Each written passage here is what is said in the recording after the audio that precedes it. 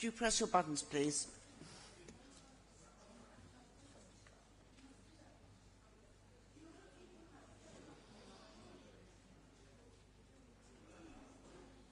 Is that done?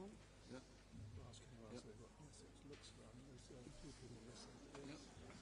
Okay.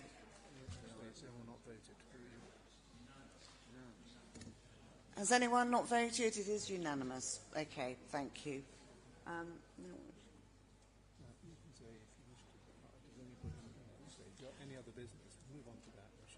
Okay, so we're moving on to any business, and I would like to open up the floor for some debate about what we have heard this evening from the people, the survivors.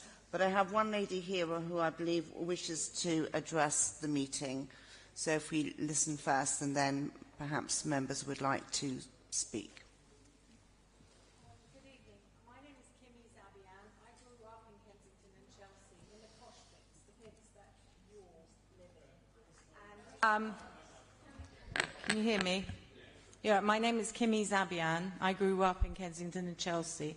I went to private school in Kensington and Chelsea. We lived in Holland Park. And I am disgusted by what my council has turned into. Because in my time, we were not a divided community. We played in the park together. We skateboarded down the boardwalk together. It was not a divided community.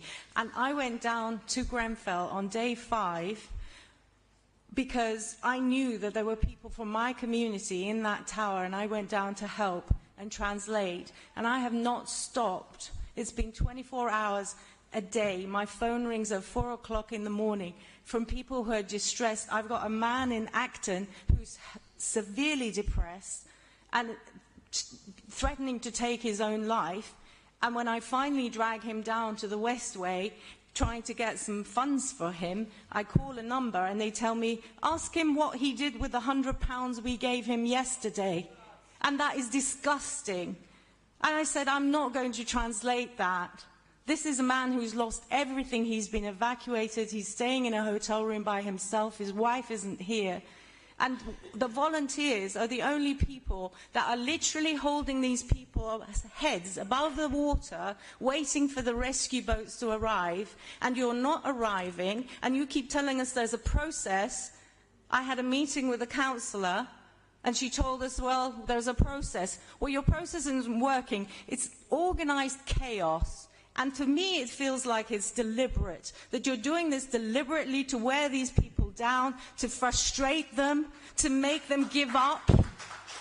It is so exhausting. They have to go from pillar to post for the slightest thing. They have 10, 20 people call them a day. People show up. I'm your key worker. The guy's telling me he's the key worker trying to handle some woman's housing, and the last department he worked in was sanitation from a different borough. This is what you've done. And then you tell us, councillor, that this is a human resources problem. I don't think it's rocket science to put, you could have very easily taken a room at each hotel where you knew people were staying at, turned over a room and a suite, put some council people in there, so these people did not have to drag themselves out when they don't even have shoes and clothes.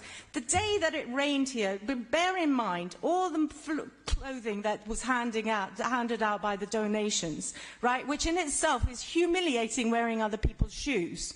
Right, you try it. You try wearing other people's shoes.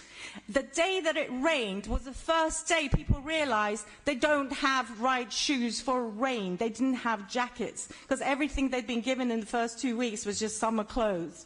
This is what we as volunteers are dealing with. And you're not responding because you just think, well, there's a process or there's a human rights problem, there's a human resources problem. Why didn't you put people in each hotel? You had lists of them. The police know exactly where they are. They turned up to take statements.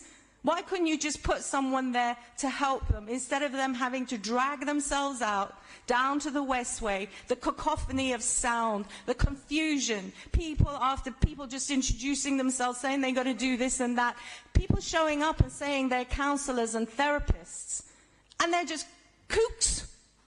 You don't even know who they are. And women are telling me they don't want to hand their children over for mental health therapy because they don't know who's talking to their kids. So they're trying to cope. This is what you're doing. You are terrorizing them beyond belief. And I am so ashamed of this borough that I was educated in, that I grew up in.